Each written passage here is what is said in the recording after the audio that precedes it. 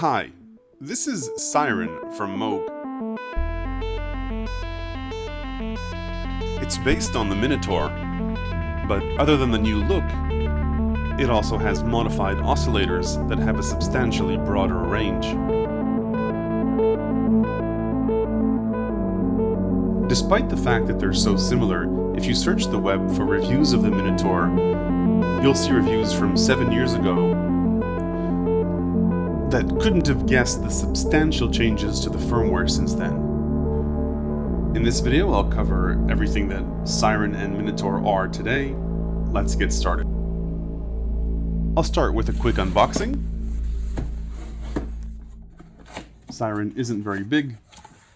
It comes with a nice box, a quick reference guide. You need to download the entire manual if you want to read it, and this very important cheat sheet, which we'll get to in a bit. Also in the box is a power supply, and this colorful design is a welcome change. Sirin is all metal, very sturdy, so let's get down to business. Before I dive into the details, there's one important thing you should know. While Minituar and Sirin are analog synths, all of their parameters can be digitally controlled. What that means in practical terms is that you can save up to 128 presets on them, and you can control every one of the synth parameters via MIDI. A beneficial byproduct is that you can also use the synth's knobs as a MIDI controller for software synths. It's also nice that Moog provide a free app and VST, unlike some companies that leave this to third parties and it ends up costing you more. Let's start with a basic overview of the panel and the main features. Both Sirin and Minituar have two main oscillators and an LFO, which can go from really slow rates up to 100 Hz. Let's take a listen to the oscillators across the octave range. This is the sawtooth.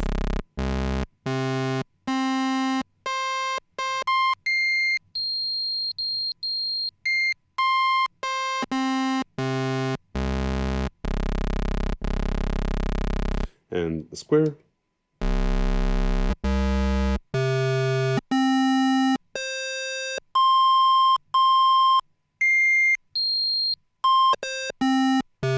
Each of the main oscillators has two shapes you can pick from either saw or square. There's no pulse width modulation, but you can bring in oscillator 2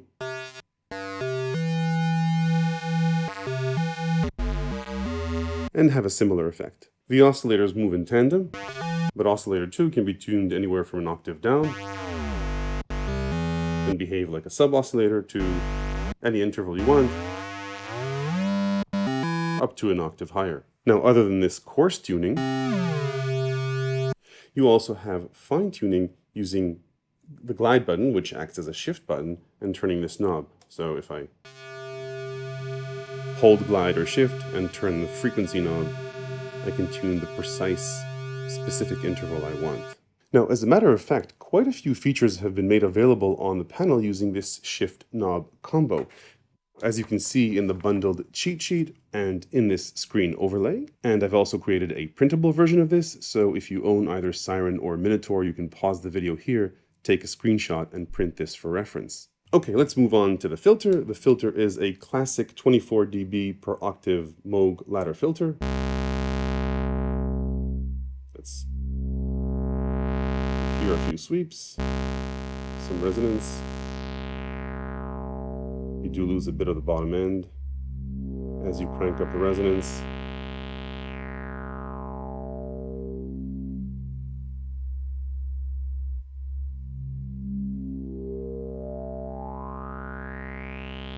And the resonance does self-oscillate into a pure sine wave if you want that. Let's move on. The mixer section has two knobs, one to control the level of each of the oscillators.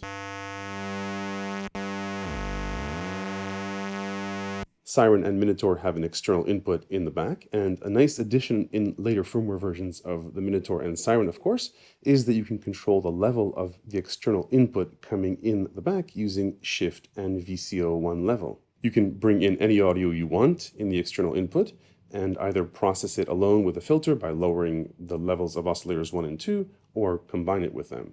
You can also use this to pull off the oldest trick in the book, which is to feed the headphone output back into the filter.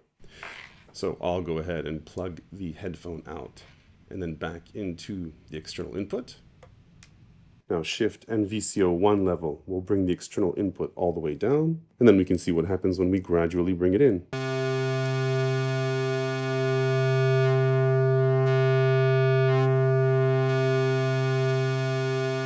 So a nice way to bring in some extra oomph to your sounds, and the Shift VCO1 level knob basically becomes like a drive control. Okay, let's move on to the modulation section. I'll demonstrate this by modulating pitch, which is probably the easiest way to hear what's going on. So when the Minituar was originally launched, it only had one type of LFO, a triangle LFO. Right, and this is a triangle LFO affecting pitch. But after its release, Minituar got a few extra LFO shapes, and Sirin has them built in as well. You can change those LFO shapes either using the companion software, and you can see that on screen right here, or by holding Shift and moving the LFO knob. So let's take a listen to the LFOs. Right, this is triangle, square,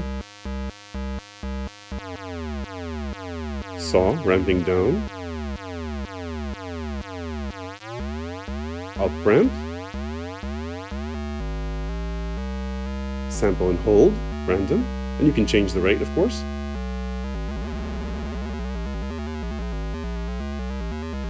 And then the last shape takes the filter envelope and applies that to whatever the modulation destination is. Now, modulation destinations are still only the VCO frequency and the filter. However, a new feature has been added that lets you send the VCO modulation only to VCO2. Now, you can change that either by toggling this button here on the control panel, or by holding Shift and turning this knob. You can see the change on the panel as well. There are a few things you can do that. You can apply a square LFO to VCO2 to create an arpeggiator style sound. But one of the reasons that it's particularly useful is the new hard sync function. Again, you can enable that in the control panel software, or by holding Glide or Shift and moving the VCO2 knob. So now VCO2 is hard synced.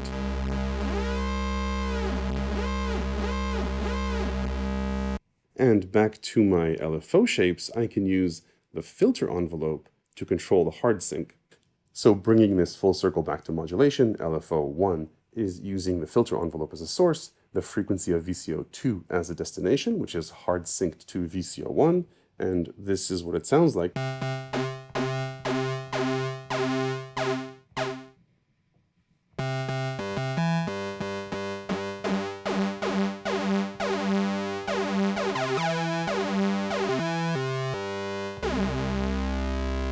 If you have a keyboard with a mod wheel, you can use that to control the modulation depth. Now, there is no mod wheel here, but every key can be its own mod wheel if you press this button. So if I hit it soft, there almost won't be a modulation, but if I hit it hard, then obviously it will be more pronounced. All right, let's move on to the envelopes. There are two of them, one to control the filter and another to control the VCA, with the exception that the filter envelope, as you remember, can also be used as a source for the LFO. Now, originally in the Minituar, the envelopes were 4-stage envelopes. You have 3 buttons here controlling attack, decay, and sustain. And if you turn this button on, then this knob controls both decay and release. Right, so that's how it was in the past. The envelopes in Sirin and Minituar, if you upgrade the firmware, are substantially enhanced. The filter envelope is now a 6-stage envelope, and the amp envelope is a 5-stage envelope. A hold stage has been added to both envelopes, and you reach that by holding Shift and moving the decay knob. This will increase or decrease the hold of the VCA envelope, and this will increase or decrease the hold of the filter envelope. And then the filter envelope got a 6th stage, which is delay, and you can change that by holding Shift or Glide and moving the attack knob for the filter. If you want, by the way, there's a mode which lets you decouple the decay and release and control them separately. So those are the envelopes, and the final thing on the panel is the glide function, which, believe it or not, other than Shift, can also function as glide. That's quite straightforward.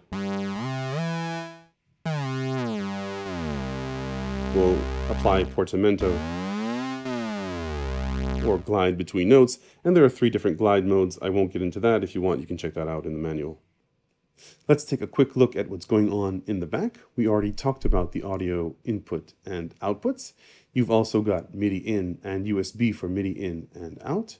And then what is probably the most interesting way to interface Sirin and Minituar with modular gear is these 3 CV inputs and the gate input. Other than the obvious way that they're labeled, which is to impact the VCO's pitch, the filter's cutoff, the VCA and gate, you can also assign the pitch, volume, and gate inputs to control quite a lot of internal parameters.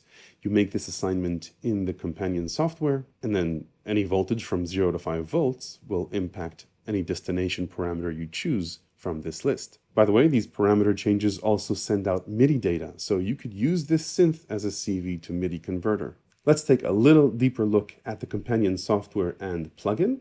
It has 5 main tabs, one which mirrors the main control panel, another which has many of the under the hood parameters, and then an extended tab which combines the first 2 tabs. Then there's the preset manager and one with additional settings. Now I won't go over all the features here, but I will talk about a few noteworthy ones. On the under the hood tab, you can set keyboard tracking for the filter and set velocity sensitivity both for the filter and for the VCA. This is where you can control the different glide modes, and there are a few legato types, and you can sync the LFO to MIDI, which is really nice. The preset manager has a library of all your presets, and you can quite easily drag and drop presets onto Sirin or Minituar, of course. Changing presets is really easy. Just flick between them and they'll change on the panel immediately. The settings tab lets you control a bunch of different parameters, including the ability to chain several Sirins or Minituars and create a polyphonic synth. And like I mentioned before, map the CV pitch input, the volume CV input, and the gate input to any one of a number of different modulation destinations. Finally, as I mentioned before, the software and the hardware are completely linked together. So if I turn the filter cutoff knob on hardware, it'll change in the software as well. It goes the other way around. If I change the parameter on the software, the knob won't move, obviously, but the parameter will change. You can record all the knob motions as automations in your DAW and then play those automations back into Sirin. Okay, let's take a look at some pros and cons. On the pros side, Sirin and Minituar are great, small, portable synths that let you integrate the famous Moog sound into a bigger setup without carrying too much. With its extended note range, Sirin has removed one of the biggest limitations of Minituar, and the fact that it has preset capabilities means you can quickly recall your work in a performance, and its CV input flexibility means it can enhance your modular setup as well. The companion software is excellent and included in the price, so if you're looking for an analog monosynth companion to your DAW with automation capabilities, this will do the job quite well. On the con side, a few things you need to be aware of. As you saw in this video, this is not a complete instrument. It doesn't have a keyboard, sequencer, or arpeggiator built in. The only way you'll get it to play notes is either through CV plugged in the back or through MIDI, so you'll need something to complement it with. The shift combos take a little getting used to, so hopefully the cheat sheet or my little overlay will help. And finally, a little wish list feature for a future firmware update, hopefully. While you can play this paraphonically with some CV or DAW automation trickery, it would be really nice if Sirin had built-in paraphonic support. So that's it for my review of Sirin and Minituar as it has been updated over the years. If you want a bunch more ideas on how to play synths paraphonically or general synth tips and tricks, check out my ever-expanding book available to people who support this channel on Patreon. Please hit like if this was useful for you, and if you want to see more videos with synth reviews, tips, and tricks, be sure to hit subscribe and turn on the little notification bell so you don't miss out. Thanks very much for watching.